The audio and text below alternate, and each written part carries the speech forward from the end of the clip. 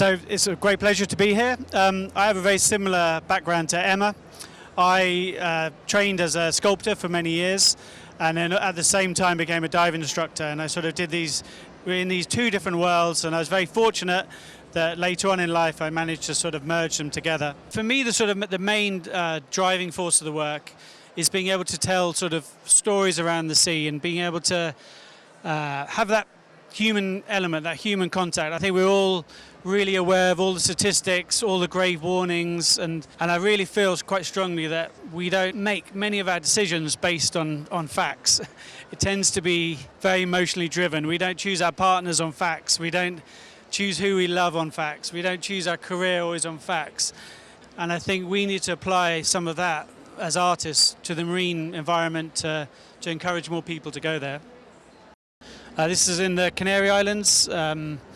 This was looking at the migration crisis that was happening in that area. This is called the Human Gyre. It was 300 sculptures in a swirl, again trying to sort of create a big artificial reef, but also sort of talking more about how we're at the mercy of the oceans. We're shaped by it. We're informed by its cycles.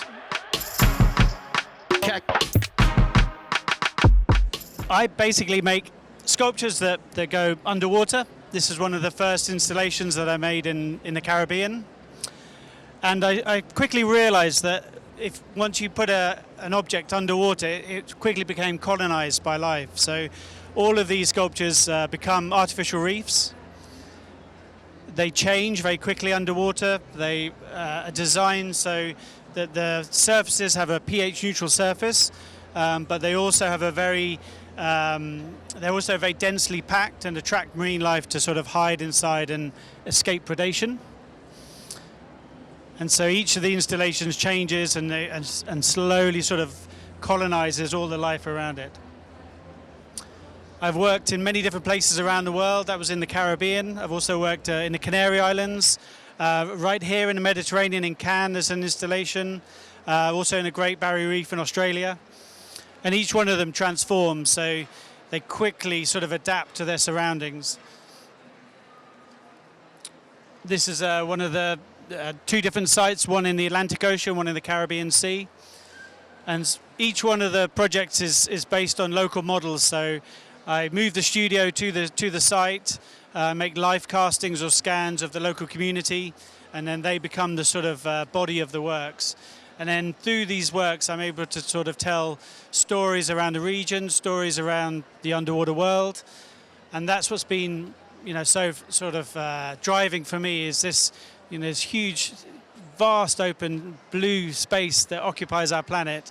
And yet we sort of understand a little bit about it, but from an artist's point of view, we barely scraped the surface. And so for me, it's been amazing playing with light, with color, with organic life, with viewing perspectives. You don't view these like a gallery walking along on the sea, with gravity.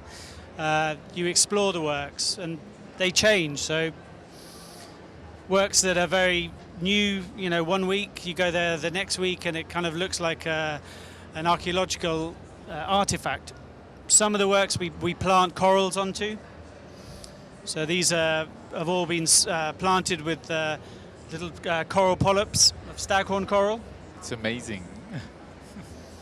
And these are them when they're sort of fully colonized and immersed. And I think for me, sculpture has always been a very sort of static and monumental experience, whereas when these works are sort of have pores and they have capillaries, they have veins that transport nutrients, they become something totally different. And I think that mirrors our own sort of human experience.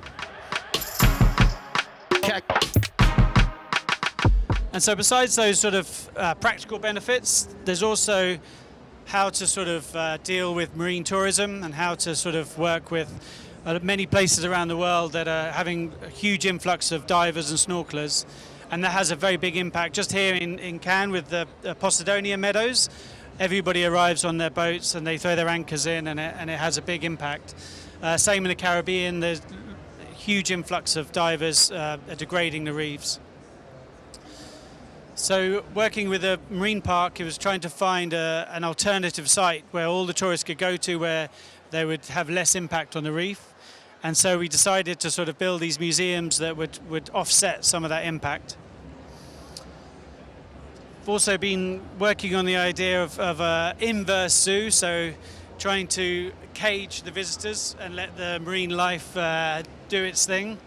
So this is a site in the Maldives where all the artworks are inside and the visitors stay in this one area, but all the marine life can come and go and pass through and get on with life as normal.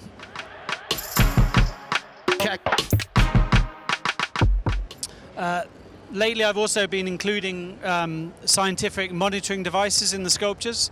So this is a piece that's on the Great Barrier Reef, and it's actually linked to a weather station that records the temperature of the reef. So the idea is that, you know, the Great Barrier Reef is in some places, you know, 10 kilometers away from the shoreline, and it's very hard for people to understand it in real time or to feel empathy for something that's so distant. And so this piece is called An Ocean Siren. It's based on a young indigenous woman, and she changes color according to what temperature the reef is. So as you can see, there's a scale, so when there's a risk of coral bleaching, she turns a deep sort of indigo red, and when the seas are cooler, then it goes to a blue. This is an acoustic monitoring piece, so it has a hard drive in it that actually records sound data, and there's a group of marine biologists that are looking at that sound data and drawing all sorts of conclusions, how coral polyps are attracted to reefs, and also negative sound data, what impact speedboats and human traffic has. I'm whizzing through quite quickly. This is another piece, not just working in tropical areas. I'm very interested in all sort of underwater sites. This is under an ice shelf in Oslo, in the city, with a series of floating sculptures that are sort of connected to the ocean floor by an umbilical cord. And I wasn't expecting them to change so much because it was a colder environment, whereas actually the life was really prolific. All these different calcareous worms, tunicates. This is on the Great Barrier Reef, going into sort of a bit more architectural elements. This was a greenhouse underwater, and it was aimed at sort of encouraging more local schools and education centres to go out to the Great Barrier Reef and learn some of the science behind many of the different creatures there. Again, so this was castings of local population, and we planted corals in this greenhouse. So instead of obviously like terrestrial species, this has different hanging baskets with soft corals and has a fish nursery, and lots of scientific monitoring devices.